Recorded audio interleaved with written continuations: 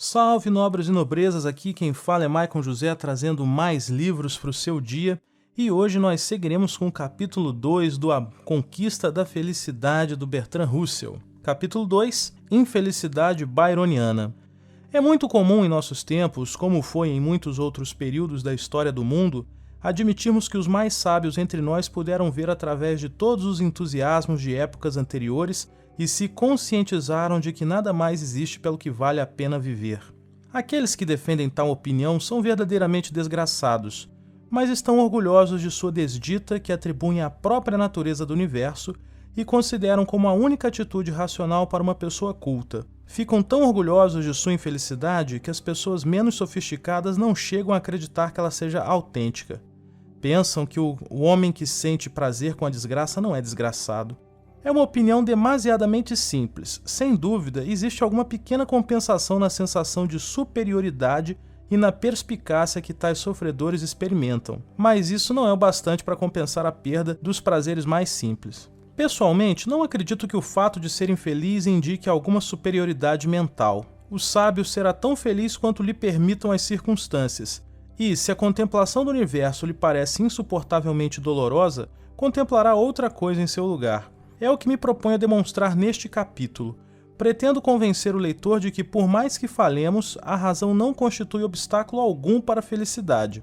Além disso, estou realmente convencido de que aqueles que, com toda sinceridade, atribuem seus sofrimentos à sua própria visão do universo, estão colocando a carroça na frente dos bois. A verdade é que são infelizes por alguma razão que desconhecem, e esta infelicidade os leva a comprazer-se com as características menos agradáveis do mundo em que vivem. Para os modernos norte-americanos, o ponto de vista que desejo examinar foi exposto por Joseph Wood Crutch, num livro intitulado The Modern Temper. Para a geração dos nossos avós, por Lord Byron, e para todas as épocas temos o autor do Eclesiastes. Afirma Crutch a certa altura. Nossa causa é uma causa perdida, e não há lugar para nós no universo natural. Mas apesar disso, não lamentamos sermos humanos. É melhor morrer como homens do que viver como animais. Já Byron declarou: não há alegria que o mundo possa te dar comparável à que ele tira de ti quando o brilho das primeiras ideias degenera na insossa decadência dos sentimentos.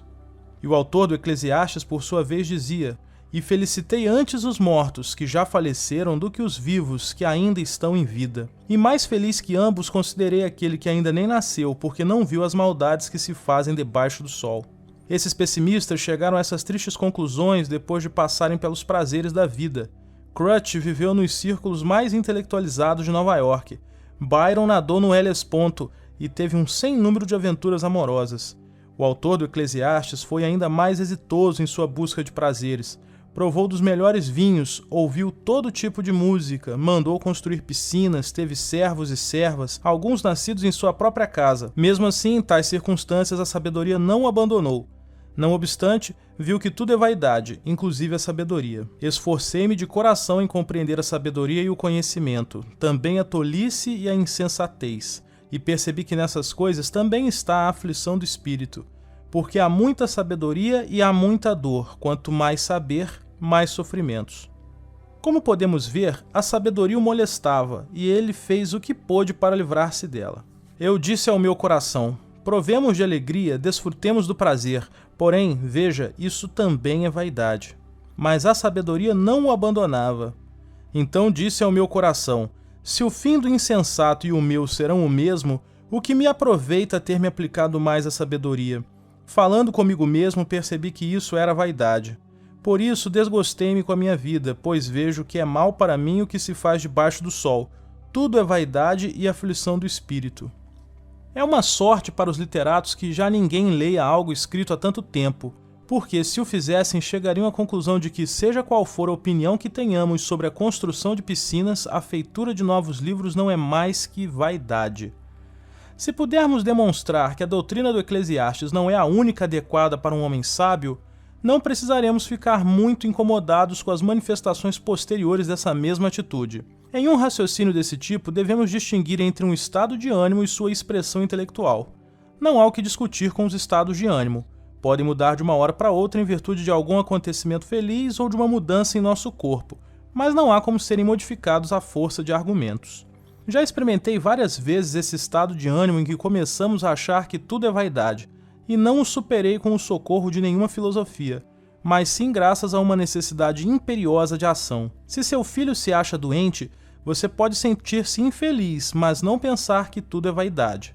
Sente que lutar pela saúde de seu filho é uma questão que precisa ser resolvida, independentemente dos argumentos sobre se a vida humana tem algum valor ou não. Um homem rico pode sentir, e em geral sente, que tudo é vaidade.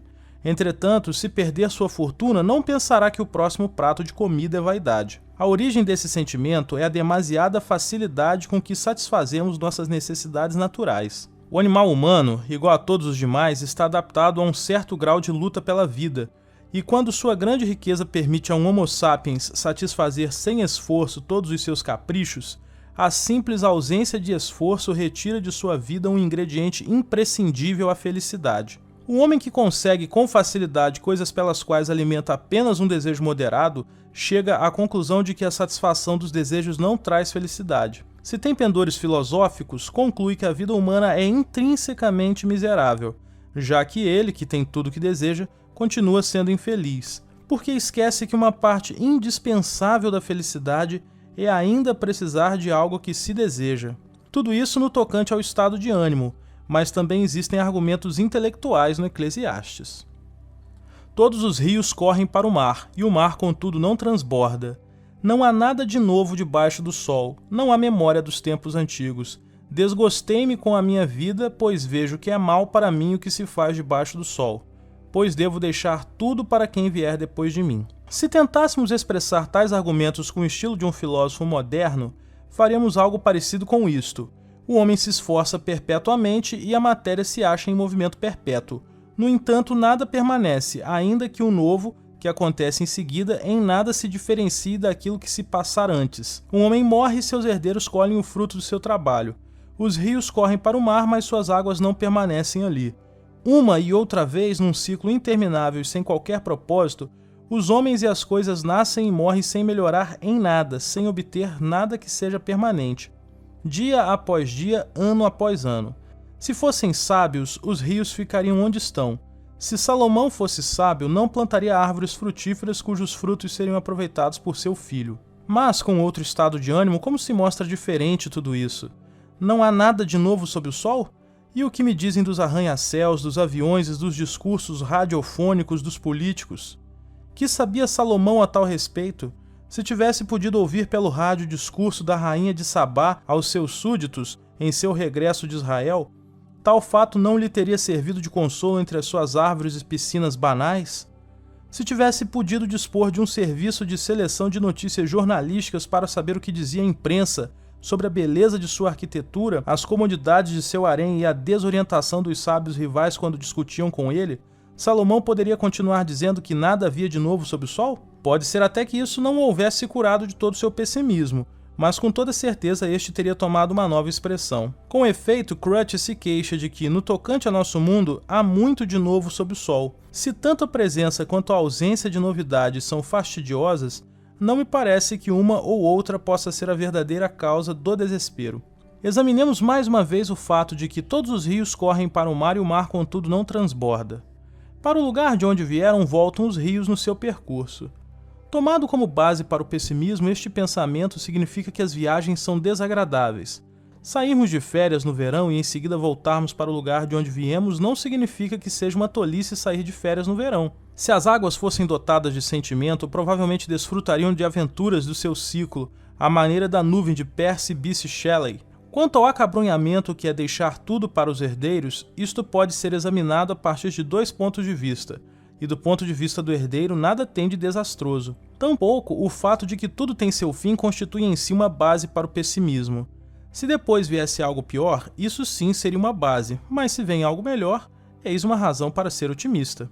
E o que devemos pensar se, como sustenta Salomão, depois vem algo exatamente igual? Não significa isso que todo o processo é uma futilidade? Definitivamente não, a menos que as diversas etapas do ciclo sejam dolorosas por si próprias. O hábito de olhar para o futuro e pensar que todo o sentido do presente se acha no que virá depois é pernicioso. O todo não pode ter valor se não o tem as suas partes. Não devemos conceber a vida como um melodrama em que o herói e a heroína sofrem incríveis desgraças, compensadas depois com um final feliz. Eu vivo em minha época, meu filho vem depois de mim e vive na sua, e o filho dele fará o mesmo. O que isso tem de trágico? Ao contrário, se eu vivesse eternamente, as alegrias da vida acabariam inevitavelmente perdendo seu sabor.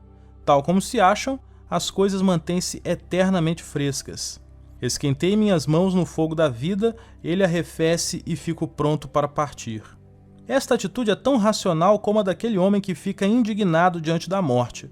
Portanto, se os estados de ânimo fossem determinados pela razão, haveria igual número de razões, tanto para ficar alegre quanto para ficar desesperado. O Eclesiastes é trágico, o Modern Temper de Joseph Woodcroft é patético. No fundo, Crutch está triste porque as antigas certezas medievais vieram abaixo, além de as outras mais recentes. Quanto a esta desgraçada época atual, acossada por fantasmas de um mundo morto e que ainda não se sente à vontade consigo mesma, declara ele.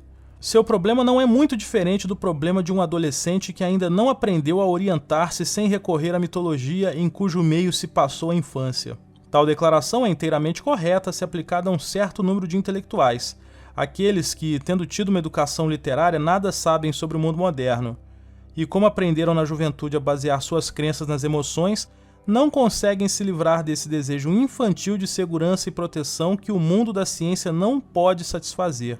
Crutch, como tantos outros homens de letras, ficou obcecado pela ideia de que a ciência não cumpriu suas promessas. Naturalmente não nos diz que promessas são essas, mas parece pensar que há uns 60 anos, homens como Darwin e Huxley esperavam algo da ciência que esta não soube dar. Isto, em minha opinião, é um erro tremendo, fomentado por escritores e religiosos interessados em que pensemos que suas especialidades têm valor. É verdade que existem muitos pessimistas em nossa época. Sempre há muitos pessimistas quando as pessoas veem diminuir suas rendas bancárias. É verdade que Crutch é norte-americano e, em geral, a renda bancária dos norte-americanos aumentou muito desde a Primeira Guerra Mundial. Mas em todo o continente europeu, as classes intelectuais sofreram terrivelmente, e a própria guerra deixou em todos uma sensação de instabilidade. Estas causas sociais têm muito mais a ver com o estado de ânimo de uma época do que com as teorias sobre a natureza do mundo. Poucas épocas foram tão desesperadoras quanto o século XIII, ainda que essa crença, tão lamentada por Crutch, estivesse então firmemente arraigada em todos, apenas com a exceção do imperador e de alguns nobres italianos. Dizia, por exemplo, Roger Bacon: pois em nossos tempos mais pecados reinam do que em qualquer outra época, e o pecado é incompatível com a sabedoria. Olhemos em que condições se encontra o mundo e consideremos estas condições em todos os seus pontos. Veremos corrupção sem limites e, sobretudo, na aristocracia. A luxúria desonra toda a corte e a gula domina a todos. Se isto ocorre com as altezas, o que não ocorrerá com os súditos? Vejamos os prelados, como correm atrás de dinheiro e negligenciam a salvação das almas. Examinemos as ordens religiosas, não excluo nenhuma do que digo, vejamos como todas elas vêm decaindo de seu estado correto, e as novas ordens de frades já decaíram espantosamente de sua dignidade original. Todo o clero é presa da soberba, da luxúria e da avareza, e onde se juntam eclesiásticos como em Paris e em Oxford, escandalizam os leigos com suas guerras e discussões, além de outros vícios. Ninguém se importa com o que se faça por bem ou por mal, desde que cada um possa aplacar sua cobiça. Sobre os pagãos da antiguidade, diz ele: suas vidas foram, sem comparação, melhores que as nossas, tanto por sua decência quanto pelo desprezo em que tinham o mundo com todas as suas delícias, riquezas e honras. Como todos os homens podem ler nas obras de Aristóteles, Sêneca, Túlio, Avicena, Al-Alfarabi, Platão, Sócrates e outros. E assim foi como alcançaram os segredos da sabedoria e obtiveram todo o conhecimento. A opinião de Roger Bacon era compartilhada por seus contemporâneos ilustrados, nenhum dos quais gostava da época em que estavam vivendo. E não acredito por um momento sequer que esse pessimismo tivesse uma causa metafísica. Suas causas eram as guerras, a pobreza e a violência. Um dos capítulos mais patéticos de Crutch fala do amor. Parece que os vitorianos tinham um conceito muito elevado do amor, enquanto nós, com toda a nossa sofisticação moderna, o perdemos. Para os mais céticos vitorianos, o amor cumpria algumas funções do Deus que haviam perdido. Diante do amor, muitos, inclusive os mais empedernidos, tornavam-se místicos por um momento, Encontravam-se na presença de algo que despertava neles essa sensação de reverência que nada mais é capaz de produzir. Algo a que sentiam, ainda que no mais profundo de seu íntimo, que lhe dever uma lealdade a toda prova. Para eles, o amor como Deus exigia toda espécie de sacrifícios, mas também como ele premiava o crente, infundindo em todos os fenômenos da vida um significado que ainda precisa ser analisado. Temo-nos acostumado mais do que eles a um universo sem Deus, mas não ainda a um universo onde tampouco haja amor. E só quando nos familiarizarmos com isso é que nos daremos conta do que o ateísmo realmente significa. É curioso como parece diferente a época vitoriana para os jovens de nosso tempo em comparação com o que parecia quando se vivia nela. Lembro-me de duas velhas senhoras, ambas típicas de certos aspectos desse período que conheci quando era jovem. Uma era puritana e a outra seguidora de Voltaire. A primeira lamentava que houvesse tantas poesias sobre o amor, sendo este, segundo ela, um tema sem interesse. A segunda comentou: "Ninguém tem o que dizer de mim, mas eu sempre digo que não é tão pecaminoso violar o 6º mandamento quanto o 7º, porque afinal sempre se precisa do consentimento da outra parte." Nenhuma das duas opiniões coincidia com aquilo que Crutch apresenta como tipicamente vitoriano. Naturalmente, deve ter buscado suas ideias em certos autores que não chegavam a estar em harmonia com seu próprio ambiente. Suponho que o melhor exemplo é Robert Browning.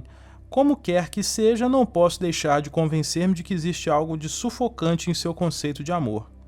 Graças a Deus, a pior de suas criaturas pode vangloriar-se de ter duas faces em sua alma, uma que usa para enfrentar o mundo e outra para mostrar a mulher que ama. Isso implica ser a combatividade a única atitude possível em face do mundo em geral. Por quê? Porque o mundo é cruel, diria Browning. Porque não o aceitará com o valor que você se atribui, diríamos nós.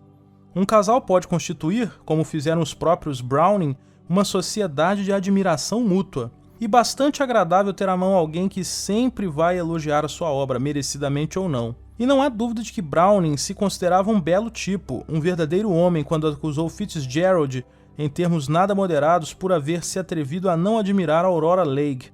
Mas não me parece que esta completa suspensão da faculdade crítica por ambas as partes seja verdadeiramente admirável. Acha-se muito relacionada com o medo e com o desejo de encontrar um refúgio contra os frios golpes da crítica imparcial. Muitos solteirões aprendem a obter a mesma satisfação em seu próprio lar. Eu vivi muito tempo na época vitoriana para ser moderno, segundo os critérios de Crutch. Não deixei de acreditar no amor, mas o tipo de amor em que acredito não se parece com aquele que causava a admiração dos vitorianos. É aventureiro e sempre alerta, e embora esteja consciente do que é bom, isso não quer dizer que ignore o mal nem pretenda ser sagrado ou santo. A atribuição de tais qualidades ao tipo de amor que se admirava foi uma consequência do tabu do sexo. Os vitorianos estavam plenamente convencidos de que quase todo sexo é mau e precisavam de adjetivos exaltados para as modalidades que podiam ganhar sua aprovação. Havia mais fome de sexo do que agora, e isso indubitavelmente fazia com que as pessoas exagerassem a importância do sexo, como sempre o fizeram os ascéticos. Atualmente atravessamos um período algo confuso, em que muitos prescindiram dos antigos critérios sem adotar outros novos. Isso lhes trouxe problemas, e como seu subconsciente em geral continua acreditando nos velhos critérios, os problemas, quando aparecem, provocam desespero, remorso e cinismo. Não creio que seja grande o número de pessoas neste caso, mas são as que fazem mais barulho em nossa época. Acho que se comparássemos a juventude acomodada de nossa época com a da época vitoriana, veríamos que agora há muito mais felicidade em relação ao amor e muito mais fé autêntica no valor do amor do que há 60 anos. As razões que levam certas pessoas para o cinismo têm a ver com o predomínio dos velhos ideais sobre o subconsciente e com a ausência de uma ética racional que permita aos sujeitos de nossos dias regularem suas condutas. O remédio não é lamuriar-se nem sentir saudade do passado, mas sim aceitar corajosamente o conceito moderno e resolver arrancar pela raiz em todos os seus obscuros recônditos as superstições oficialmente descartadas. Não é fácil dizer em poucas palavras por que valorizamos o amor. Não obstante, vou tentar. Em primeiro lugar, o amor deve ser valorizado, não porque em si esteja seu maior valor, mas por ser essencial para todos os outros valores e como fonte de prazer em si próprio. Ó amor, como são injustos contigo os que dizem que tua doçura é amarga, quando teus ricos frutos são de tal modo que nada pode existir de mais doce. O autor desconhecido desses versos não buscava uma solução para o ateísmo nem a chave do universo. Estava simplesmente de bem com a vida, e o amor não é só fonte de prazer, mas sua ausência é fonte de dor. Em segundo lugar, o amor tem de ser valorizado por acentuar todos os melhores prazeres, como a música, o nascer do sol atrás das montanhas e o mar sob a lua cheia. Um homem que nunca tenha desfrutado o belo em companhia da mulher que ama não experimentou plenamente o poder mágico de que são capazes todos esses prazeres. Além disso, o amor pode romper a dura carapaça do ego, já que é uma forma de cooperação biológica onde são necessárias as emoções de cada um cumprir os objetivos instintivos do outro.